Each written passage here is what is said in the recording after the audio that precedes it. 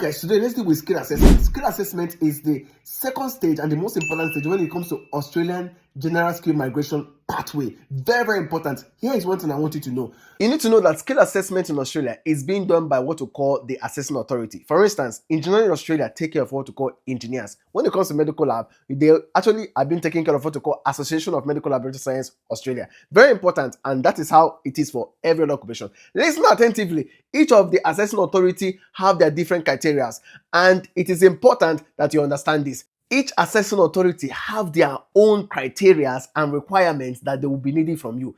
Each of the assessing authorities have their own criteria. For instance, somebody doing engineer, the engineer Australia might require you to have just 1 year experience, 2 years experience. But for somebody that have done medical lab science, they might be required to have at least a minimum of 2 years experience or 3 years experience. Or probably a medical doctor, you may be required to have at least 3 years experience, 4 years experience, and all of that. So what am I trying to say? Go to the website of your skill assessment, your skill assessment authority, and be able to know how the requirements, the criteria, and actually how many years of experience that you require. The fact that probably an accountant, maybe they will tell the accountant that they require like 2 or 3 years of minimum experience, does not mean that it's the same thing with engineers, does not mean that it's the same thing with doctors. It is very, very different. I need to put this thing clear because some people don't understand how these things work. Even for those who actually have what to call trade occupations, it is entirely different. Some of them might require you to have 5 years experience, some require you to have 3 years experience, some require you to submit social documents and all those documents. It's very important to understand that the criteria, the requirements, as well as the work experience that is needed is quite different for different occupations. Now, let me put this here. Very important information again is that no matter what you put in your skill assessment, even if you claim that you actually work for like 10 years, 5 years, 6 years, the moment you are actually applying for a visa, it's important to know that during your visa application, all the organizations that you've listed you work for, that you actually said that you have like 2 years of experience with, they will be contacted and it will be validated. So it is not a guarantee that probably you have like 3 years of experience being said in your occupation. It will still be validated when you're applying for your visa. Very important. Take note of it. And I want you to actually make sure that you provide all the necessary evidences before you start saying to your skill assessment authority that you have 4 years experience or 3 years experience. Make sure you have a proper documentation for anything that you'll be claiming during your skill assessment, because it is really, really important. Your skill assessment can expire. Yes, most skill assessment in Australia, it depends on different assessment authorities again, because skill assessment is not forever. It expires. So, but sometimes when it expires, some organization will tell you to do what we call renewal, while some will tell you to reapply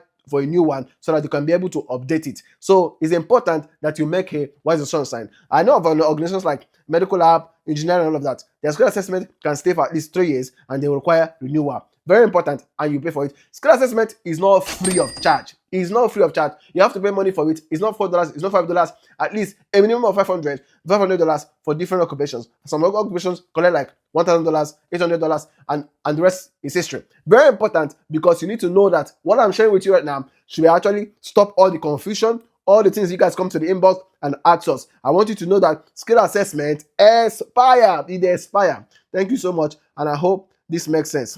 Also, it's important to know that when your skill assessment might turn out to be negative, there are chances that there might be some little bit of issues here and there that the assessing authority might not be okay with. So it's not the end of the world. You have the right to be able to appeal for it, to reapply again, and actually ask what went wrong, and be able to actually show evidences, proper proof, and even get those who actually has to respond to calls, emails, and all of that are very important. When you are applying for your skill assessment, make sure you tell your supervisors at work, make sure you tell those that are actually going to be signing at your supervisors, your leaders, your managers, and all of that. Tell them that you're doing this and that they should expect an email from an Australian institution, and give them the email so that they can be able to not see it as a phishing email. Once you tell them and all of that, they can be able to wait for it and reply when the need is important. Most importantly, also, they can even do a phone call. Make sure you give them all the necessary information that they will be contacted, so that you don't get stories that touch. Because I've heard of cases where people actually didn't tell their HR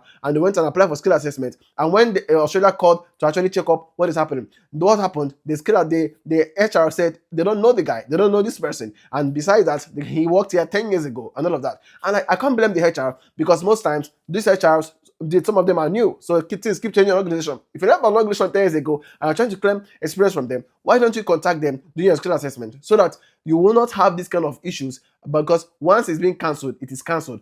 Appealing for it will take a lot of time, and you don't want to actually sound like you are sounding. Please, it's important you understand. Now, why am I taking time to explain it? Because this is one of the most important aspects of applying for Australian General Skill Migration Part 2. I hope this makes sense to you. This is Odogu Parara update from Australia. Make sure you support what I'm doing. Share this video for everyone who wants to hear it. Like, share, and subscribe. See you on the other side.